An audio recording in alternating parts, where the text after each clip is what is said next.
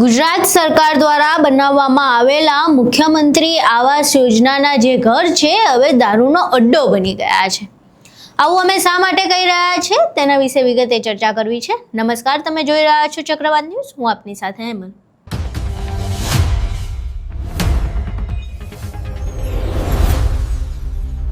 ભાવનગર જિલ્લામાંથી એક ચોંકાવનારી ઘટના સામે આવી છે। આમ તો ગુજરાત એક કહેવાતી રીતે દારૂબંધીવાળું રાજ્ય છે, ત્યાં દારૂબંધીનો કાયદો લાગુ પડે છે, પરંતુ આ ફક્ત કહેવા પૂરતી વાત છે, કારણ કે હવે તો અનેક જગ્યાએથી એવા વિડીયો સામે આવે છે જ્યાં સરા જાહેર જ દારૂના ધંધા ચાલતા હોય છે। બુટલેગરોને કોઈ વાતનો ડર નથી હોતો। અને હવે તો પાછું મુખ્યમંત્રી આવાસ યોજનાના જે ઘર બનાવવામાં આવ્યા છે ત્યાં લોકો દારૂના ધંધા ચલાવે છે, ત્યાં જઈને દારૂ મૂકે આવે છે ને ત્યાંથી વેપાર બી ચાલે છે। આવું અમે શા માટે કહી રહ્યા છીએ તો ભાવનગર જિલ્લાના કલ્યાણપુર ખાતે જે મુખ્યમંત્રી આવાસ યોજનાના ઘર છે ત્યાંથી ઘટના સામે આવી છે। સ્થાનિકો દ્વારા આ મામલે ફરિયાદ કરવામાં આવી છે કે જે મકાન માલિક છે તેણે એક વ્યક્તિને આ ઘર ભાડે આપ્યું હતું અને એ વ્યક્તિ અવારનવાર આવે અને આવી રીતે દારૂના પોટલા ઘરમાં મૂકીને જાય છે ને કદાચ એ અહીંયાથી આપલે પણ કરે છે। હવે આખી ઘટનાને લઈને સ્થાનિકો રોષે ભરાયા હતા, કારણ કે આ પ્રકારેનો ધંધો ચાલતો હોય ને આ પ્રકારેનું વર્તન કરવામાં આવતું હોય તેના કારણે ત્યાંના બાળકો અને ત્યાંની મહિલાઓ ઉપર ખરાબ અસર પડી શકે છે। એટલા કારણે થઈને તેમણે પોલીસને ફરિયાદ કરી। પોલીસને ફરિયાદ કરી એ પહેલાં તેમણે પોતે જ આ આખી ઘટનાનો પહેલાં તો ભાંડો ફોડ્યો હતો, કારણ કે હકીકતમાં આવું કંઈ છે કે નહીં એમને જોવું હતું। એમણે ઘરનું તાળું તોડ્યું, તાળું તોડીને જોયું તો અંદર મોટા મોટા દારૂના 2 કોથળા જોવા મળ્યા। પહેલાં અહીંયા વિડીયો જોઈએ કે ત્યાંના જે સ્થાનિકો છે તેમના દ્વારા કેવી રીતે ઘરમાંથી આ આખોય દારૂના પોટલા પકડવામાં આવ્યા।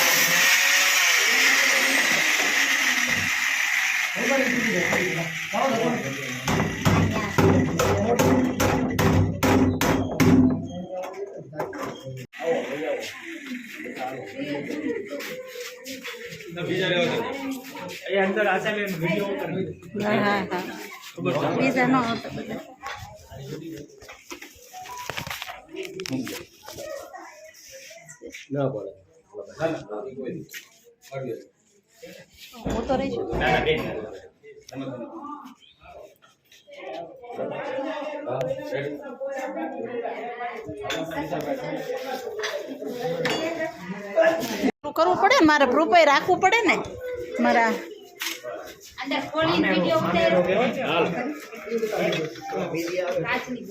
હા એ તો કોઈ વાંધો હું એટલે જાઉં છું, ઓલા મીડિયા વાળા આવે તો એને હું કહી દઉં ને પૂછવું ના ના પ્રૂફ તો અમારે જરૂરી છે ને। રાત આખી આપણે થઈ ગયા છીએ, એટલો માલ પકડાયો છે ના ભાઈ ના હું લેવા। અહીં તમે વિડીયો જોયો કે કેવી રીતે સ્થાનિકો દ્વારા આખી ઘટના જે છે તેનો ભાંડો ફોડવામાં આવ્યો। હવે આખી ઘટના સામે આવ્યા બાદ તેમણે પોલીસને જાણ કરી અને પોલીસને જાણ કર્યા બાદ હવે સ્થાનિકો આ મામલે શું કહી રહ્યા છે એ સાંભળીએ। મારું નામ પરમાર ભરતસિંહ ભાવસિંહ, હું જી બિલ્ડિંગમાં રહું છું, કલ્યાણનગર આવાસ યોજના, મુખ્યમંત્રી આવાસ યોજના। અમારે કાલ રાતે એક બનાવ બની ગયો છે કે 11 વાગે કોઈ શખ્સ અજાણ્યા આવીને એના મકાનની અંદર કોથળા મેકી ગયા છે। એની અંદર શું હતું એ ખબર નથી। પછી અમે બહુ તપાસ કરી, પોલીસને બોલાવ્યા, પોલીસ આવ્યા રાતે, પછી અમે આખી રાત જાગ્યા। પછી અમે સવારે પોલીસને બોલાવી, સવારે તાળું તોડ્યું એટલે એમાંથી દારૂ નંગ નીકળ્યા છે 2 કોથળા ભરીને। 36 નંબર મકાન માલિક નટુભાઈ સગર કરીને છે। ભાડુઆત કોણ છે આપણે જાણતા નથી। એ 12 મહિના થઈ ગયા, 11 થી 12 મહિના જેવું થઈ ગયું છે, પણ એને આવે છે અવારનવાર આવીને આવી રીતે કાર્યક્રમ કરીને વિયા જાય છે। ક્યારેક કોકને લેડીઝને લાવે છે, ક્યારેક પાર્ટી કરવા આવે છે, આ રીતનું બધું કરીને જતા રહે છે। એ જોવા વાળા એમ કીધું 2 જણ હતા।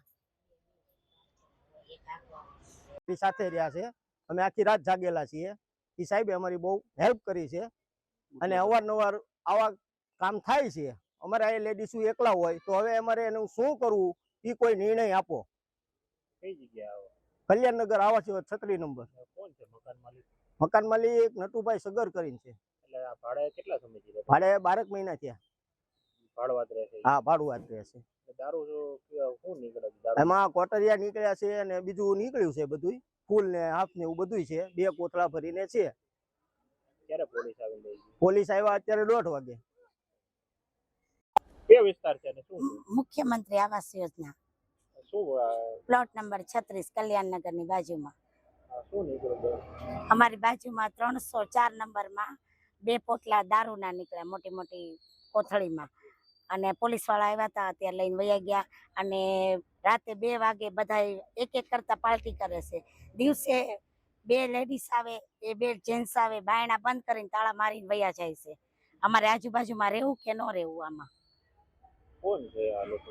એ છે ભાડુઆત છે, મકાન માલિકે ભાડે દઈ દીધું છે. મકાન માલિક કોણ? નટુભાઈ સગર.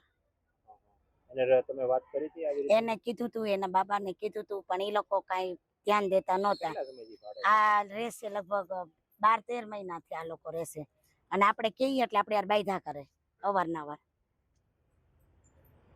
જીવિકના અવારનવાર મકાન માલિક ભાડે આપી દે છે, પણ જેવાન તેવાન રહેવા દઈ દે છે. તેથી આવું બધા બનાવ બન્યા કરે છે. પછી મકાન માલિકને કહે તો મકાન માલિક તો અમારી ઉપર જ રાડીને વડકા કરે છે, પાછા કઈ નિર્ણય તો લેતા નથી. ગમે તારે કહે તારે. શું આ બનાવમાં કે દારૂ મૂકી ગયા હતા કાલ રાતે, ભાડું તો હતા. કઈ છે? 304 માં કેટલા નીકળ્યો દારૂ? 2 થેલા નીકળ્યા સાહેબ, 2 કોથળા, અને પોલીસ વાળા લઈ ગયા છે. તમારી શું માંગ છે?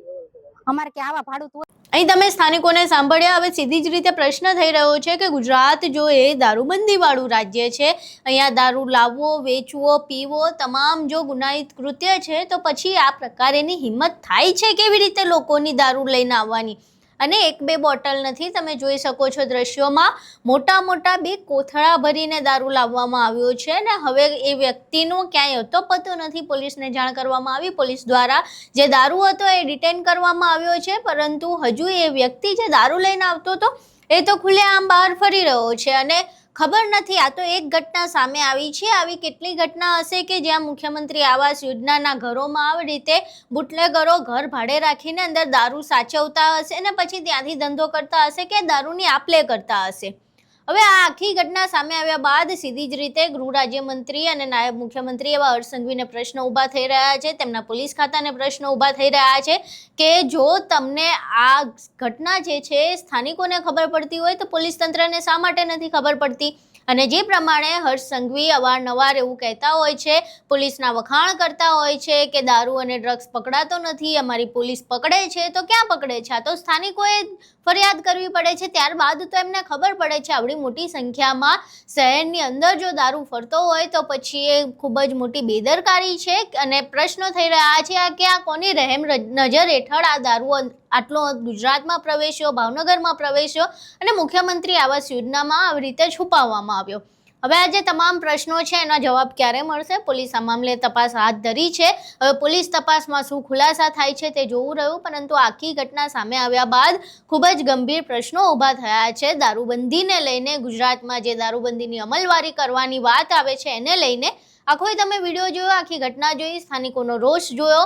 આ તમામ ઘટના વિશે તમારું શું માનવું છે? તમારા મંતવ્યો અમને કોમેન્ટ બોક્સમાં જરૂર જણાવજો. વિડીયો પસંદ આવ્યો હોય તો વિડીયોને લાઇક કરજો, શેર કરજો અને અમારી ચેનલને સબસ્ક્રાઇબ કરવાનું ભૂલશો નહીં. નમસ્કાર.